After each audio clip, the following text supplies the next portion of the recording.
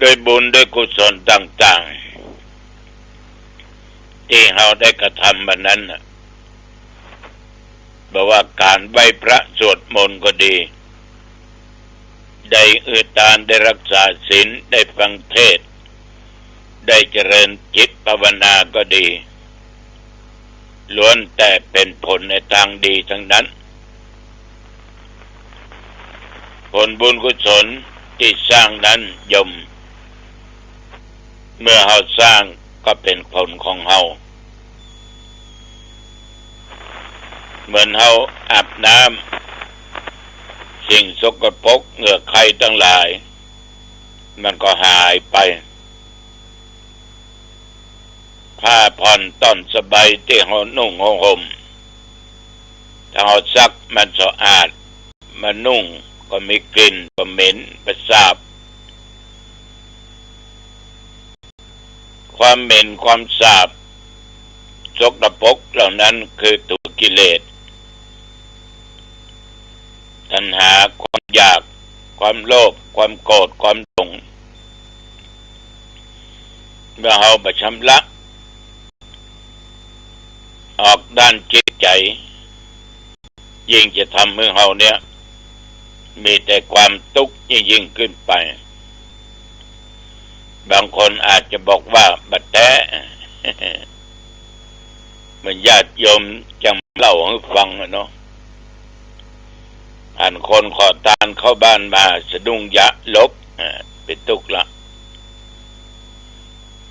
อันตัวเจ้าเตียวเข้ามาลบ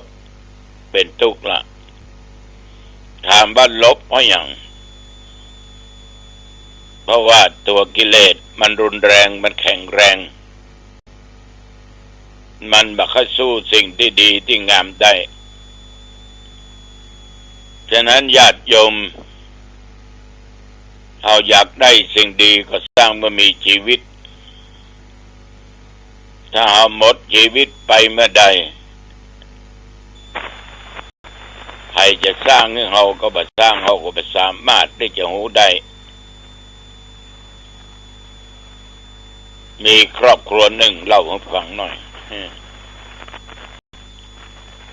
พ่อแม่ได้จากไปหลาย10 ปีลูกเต้าเรียนหนังสือจบได้ทำการทำงานมีตำแหน่งหน้าที่อย่างดีก็ได้กินเงินเดือน5-6 หมื่นกว่าบาทแต่บ่เคยทำบุญบ่เคยนึกถึงพ่อถึงแม่มัวแต่การแต่งงานมัวแต่กินแต่แอวไปอยู่กับครอบครัวซึ่งมันมีโอกาสจนคืนหนึ่งนี่ก็เล่าฟังแม่ไปเข้าฝันว่ากูก็อยากกินอันนั้นกูก็อยากกินอันนี้อยากกินลาบสูงเกินไปรบมตานอย่างกูลูกเป็นพ่อแม่ก็สุดผอมพ่อก็ผอมจะดุ้งตื่นมาก็บ่ม่วนอกบ่ม่วนใจจึงขึ้นมาทำบุญถวายขันข้าวมีลาบมีขนมมีสปะ แสดงว่าถ้าบ่เข้าฝันนี่บ่ได้บุญเติมบุญต่อแล้วเนี่ยญาติโยมท่านผู้ฟังมันเป็นสิ่งที่น่าคิดอัศจรรย์ใจยิ่งนักการไหว้พระสวดมนต์ก็ได้บุญกุศลอันยิ่งยวดเหมือนทุกวันที่ธรรมภาพนำญาติโยมไหว้พระสวดมนต์เพื่อเป็นมงคลต่อชีวิตตัวเอาต่อไปนี้ตั้งใจตั้งใจหังสัมมาสัมพุทโธภควาพระผู้มีพระภาคเจ้าเป็นพระอรหันต์ดับเพลิงกิเลสเพลิงทุกข์สิ้นเชิงตรัสรู้ชอบได้โดยพระองค์เองพุทธังภควันตังอภิวาเทมิข้าพเจ้าอภิวาทพระผู้มีพระภาคเจ้า ผู้รู้ผู้ตื่นผู้เบิกบานกราบพระพุทธสวากขาโตภควตาธัมโมพระธรรมเป็นธรรมที่พระผู้มีพระภาคเจ้าตรัสไว้ดีแล้วธัมมังนัมสสามิข้าพเจ้านมัสการพระธรรมกราบพระธรรมสุปฏิปันโนภควโตสาวกสังโฆพระสงฆ์สาวกของพระผู้มีพระภาคเจ้าปฏิบัติดีแล้วสังฆังนัมมามิข้าพเจ้านอบน้อมพระสงฆ์กราบพระสงฆ์มาตาปิตุกุนังอังวันตามิข้าพเจ้ากราบวันตาบิดามารดาผู้มีพระคุณด้วยความเคารพกราบตรงนิยมนะอาจาริยกุณังอุปชัยกุณังอังวันตามิข้าพเจ้ากราบวันตาพระอาจารย์พระอุปชัยยะผู้มีพระคุณด้วยความเคารพกราบครูอาจารย์และพระอุปชานะโมตัสสะภะคะวะโตอะระหะโตสัมมาสัมพุทธัสสะนะโมตัสสะภะคะวะโตอะระหะโตสัมมาสัมพุทธัสสะนะโมตัสสะภะคะวะโตอะระหะโตสัมมาสัมพุทธัสสะพุทธังสรณังคัจฉามิธัมมังสรณังคัจฉามิสังฆังสรณังคัจฉามิตุติยัมปิพุทธังสรณังคัจฉามิตุติยัมปิธัมมังสรณังคัจฉามิ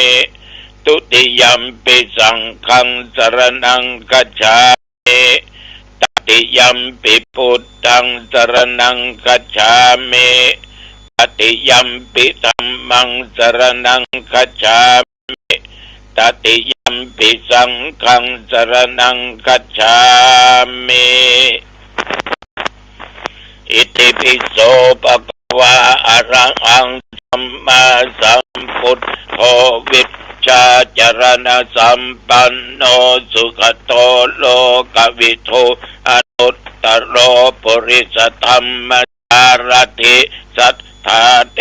วมนุษย์สานังพุทโธภควาติยันโตนิมิตตังอวมังคลัญจาโยจามนาโปสกุณสัสสโทปาปะกะโอโตสุปินังอากันตังพุทธานุภาเวนะวินาศเมนตุสวากขาโตภควตาธัมโมสันติติโกอาคาลิโกเอกิปัสสิโกโอ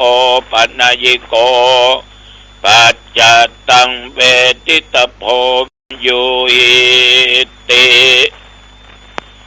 ยันตุนิมิตตังอวมังคลัญจาโยจามนาโปสกุณสัสสโทปาปะกะโหตุสุปินังอากันตัง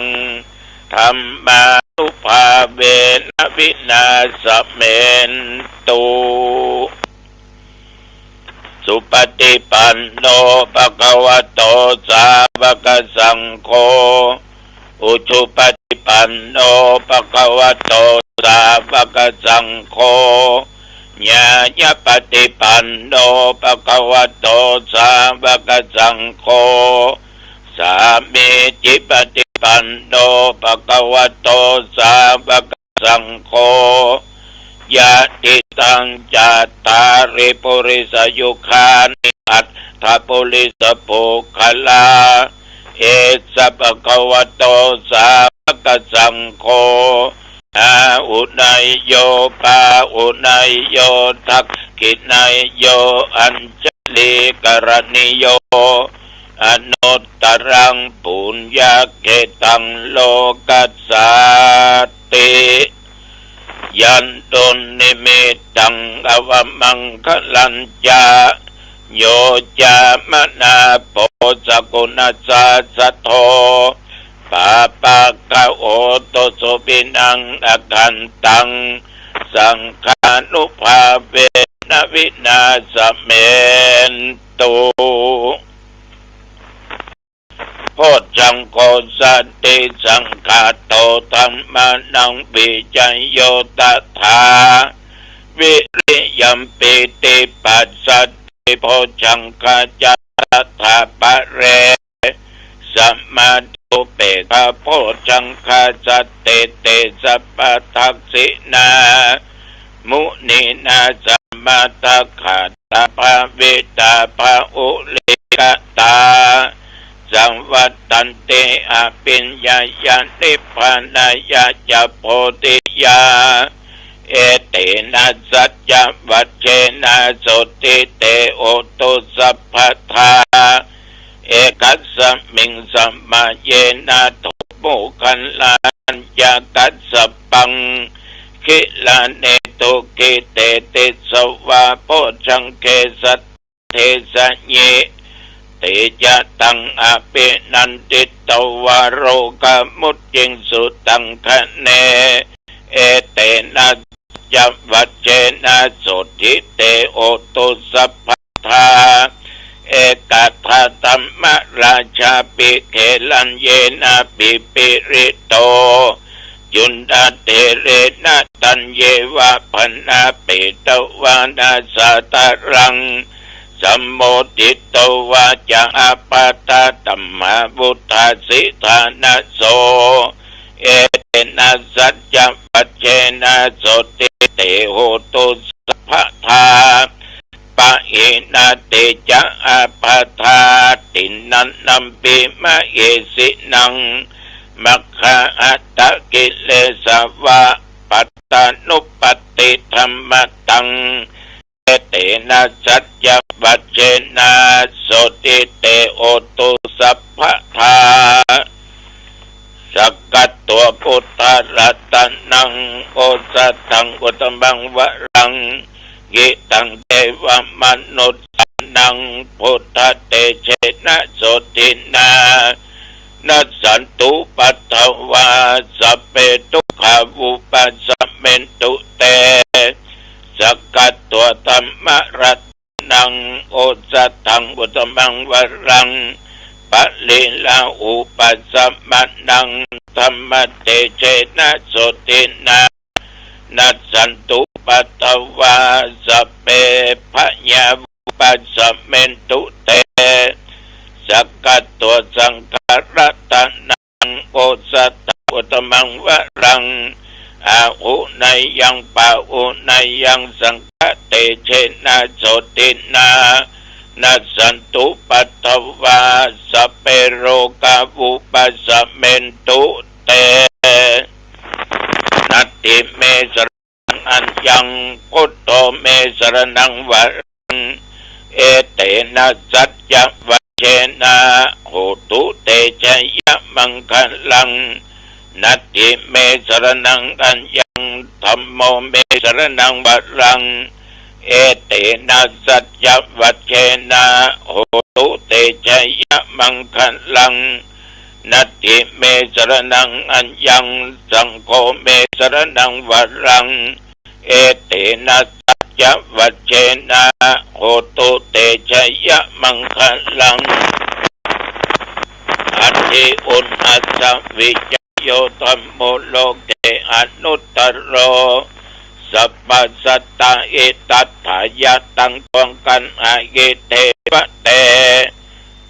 ปัลลิวัชเชลาจะตันเตอมนุตเตกิปาวะเกปยักเทนะเกวิเสภูเตอากาละมรเนวาส สัพพัสสมามรณะมุตโตอัตถเปตัวการะมาริตังตัสเสวะอนุภาเวนะอุตุเทโวสุขิสัทธาสุตตสิลังสมาตยะธัมมังสุจริตังจเรตัสเสวะอนุภาเวนะอุตุเทโวสุขิสัทธาลิกิตังจินติตังปุชังคารนังวจนังคารงปะเลสังเตสนังสุตัวตัสสะอายุวัตติเตภวัตุสัพพะมังคลังรักขันตุสัพพเทวตาสัพพพุทธานุภาเวนะสัทธาโสทิภวันตุเตภวัตุสัพพะมังคลังรักขันตุสัพพเทวตาสัพพธรรมานุภาเวนะสัทธาโสทิภวันตุเตภวัตุสัพพะมังคลังรักขันตุสัพพเทวตาสัพพสังฆานุภาเวนะสัทธาโสทิภวันตุเตขอพุทธานุภาพธรรมานุภาพสังฆานุภาพบทสาธยายมนต์อันศักดิ์สิทธิ์พจน์สังฆปริตและยันดุลนิมิตตังสักกตัวและนัตติเมอธิอุณสวิจโยมนต์ศักดิ์สิทธิ์เหล่านี้จงมาปกป้องคุ้มครองรักษายังตนตัวข้าพเจ้าและญาติโยมผู้ฟังโยมทุกท่านแม่นตะลงโรกาเบียทิเจ็บไข้ได้ป่วยในสรีระร่างกายทุกส่วนกินยาก็บ่หายหมอยุกหมอยาก็บ่หายขอบทพุทธคุณธรรมคุณสังฆคุณมนต์ศักดิ์สิทธิ์เหล่านี้จงมากำจัดยังโรคภัยไข้เจ็บต่างๆที่เกิดในสรีระร่างกายของข้าพเจ้าญาติโยมจงอันตรธานหายสวงหายมีสุขภาพกายใจแข็งแรงแม่นบัดตนข้าพเจ้าญาติโยมทุกคนเดินทางไปเหนือใต้ตกออกไกลไปก็มีใจครับมาก็มีโชคปราศจากภัยทั้งหลายบ่ว่าโจรภัยอคิภัยวัฏภัยอุทกภัยอุบัติภัยโรคภัยได้มากำมากายขออยู่สุขกายสบายใจจำเริญโดยสติปัญญาบัดตั้งตัวตนอยู่ในพระมาตรขอญาติโยมจำเริญโดยการคิดการค้าการขายโดยได้กำไรนักเจริญหน้าที่ยิ่งขึ้นไปอายุวันโนสุขังพระลังก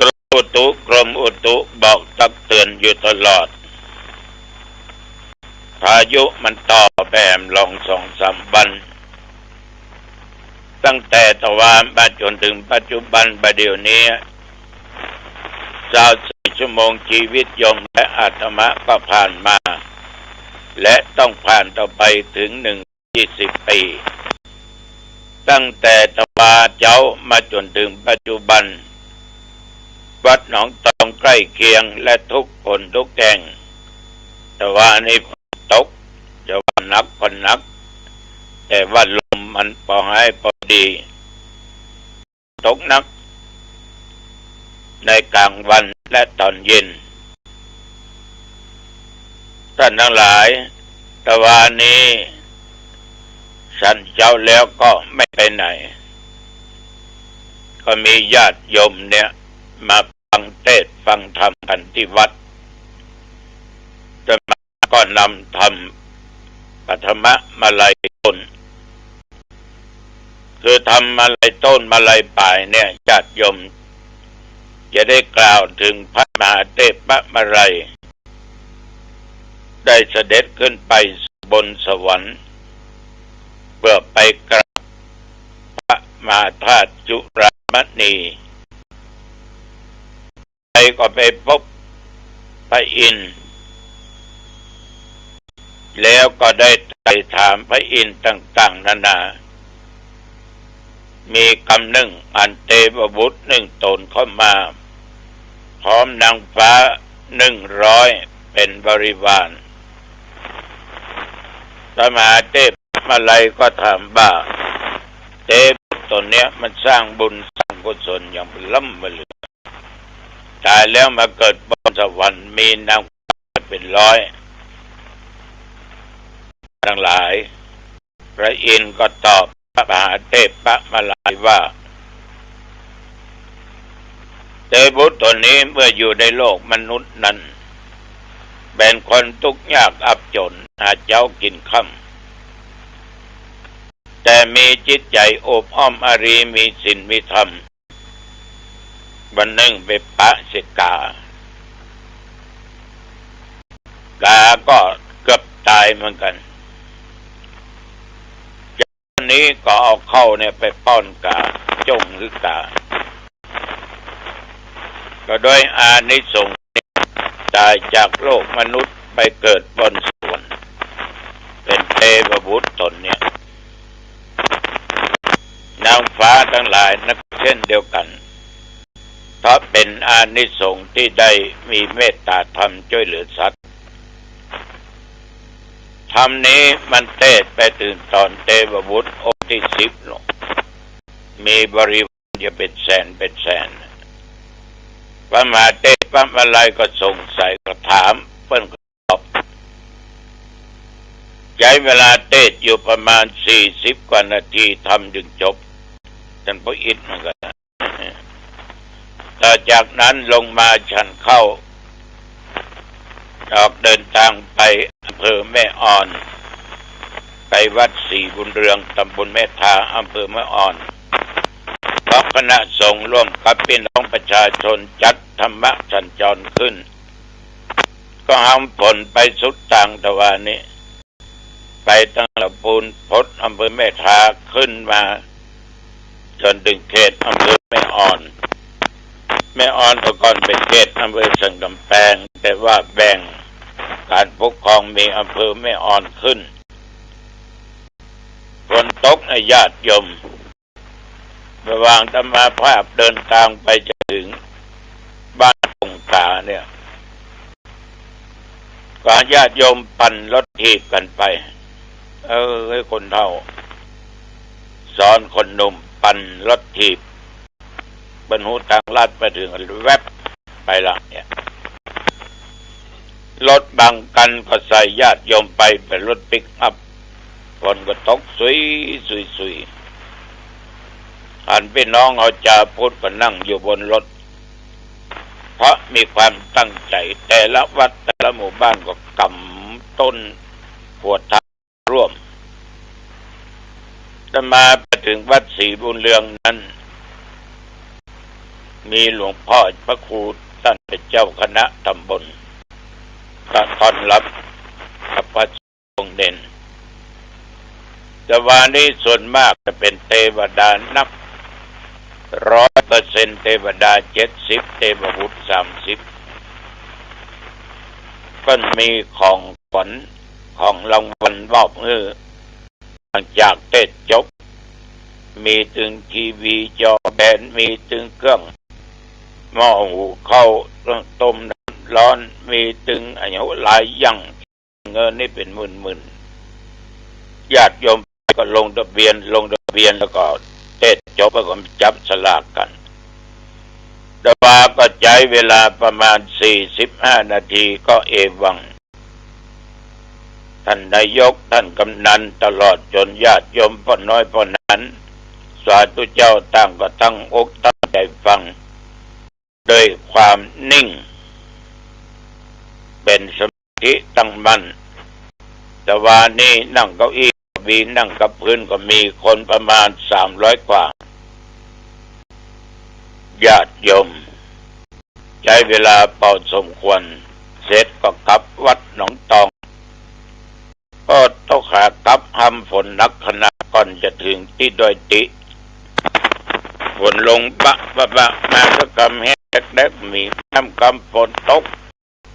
จะเข้าในเมืองมีฝนเข้ามาในเมืองฝนตกญาติโยมนะเปิดว่าตกว่าค่อยใบไม้ก็มาเป็นนะ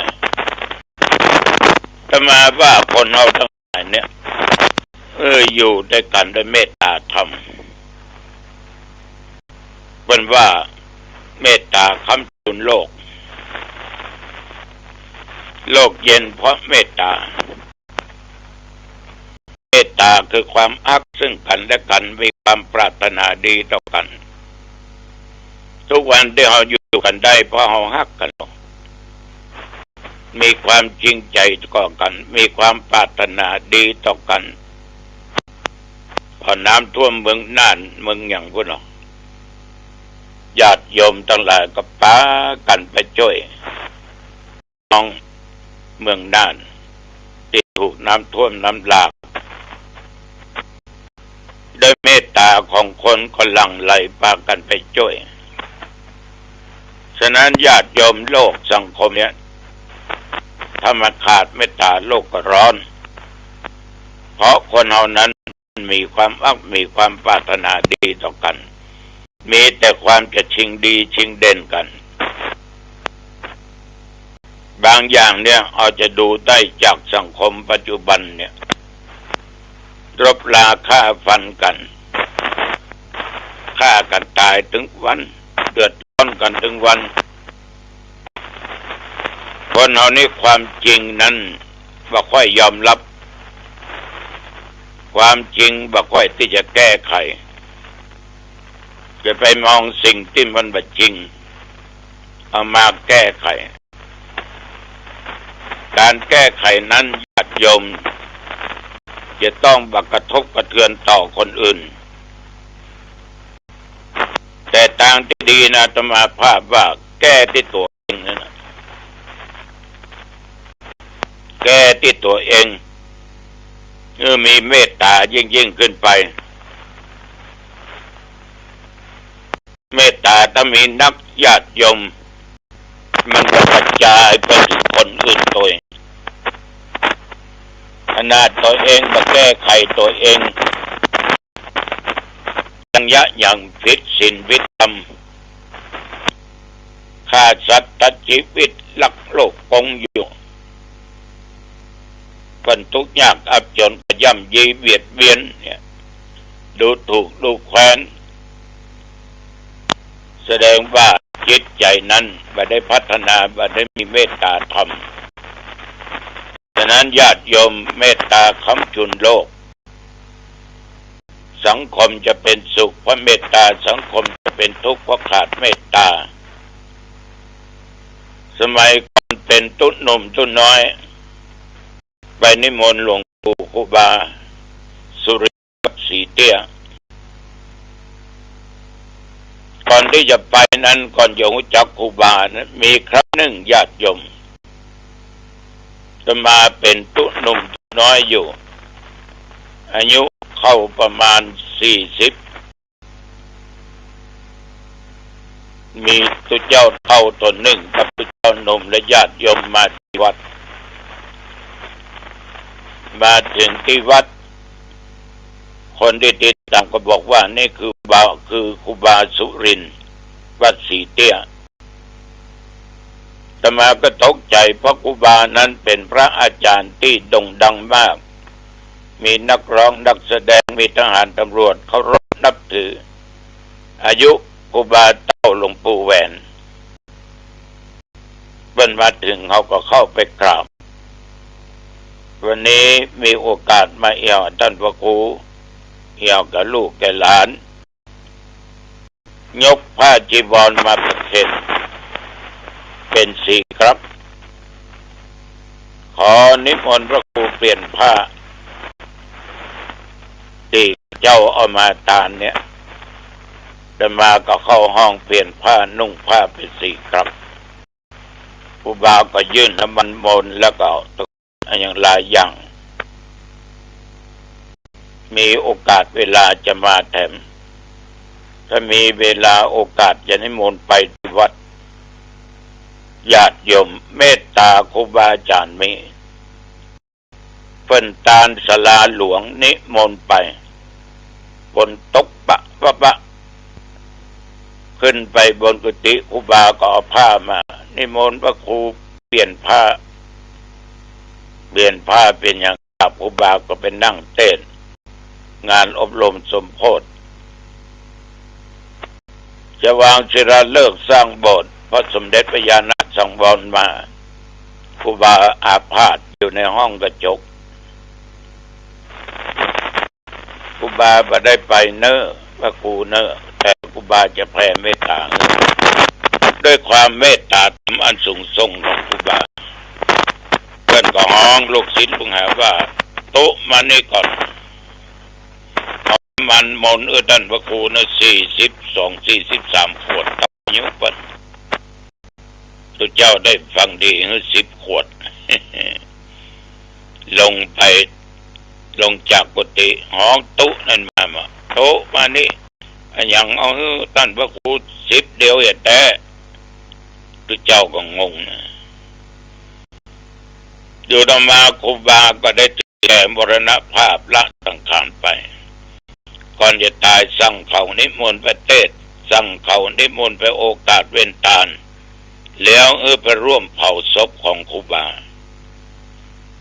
ก็เรียกว่าด้วยเมตตาธรรมของครูบาสูงส่งมีต่อตนอัตมภาพฉะนั้นภาพต่างกรรมต่างๆจึงบ่ลืมเอาอยู่ใกล้ครูบาอาจารย์มีความสุขมีความอบอุ่นฉะนั้นเมตตาค้ำจุนโลกเอาอยู่ด้วยกันถ้ามีเมตตามันมีความสุขถ้าขาดเมตตาโลกนี่ก็ร้อนเป็นไฟนี่ฝากกับโยมเนอมีเมตตาทำเนอเอาละวันนี้พอดีอายุวันโนสุขังพลังพบกันใหม่โอกาสหน้าเจริญพร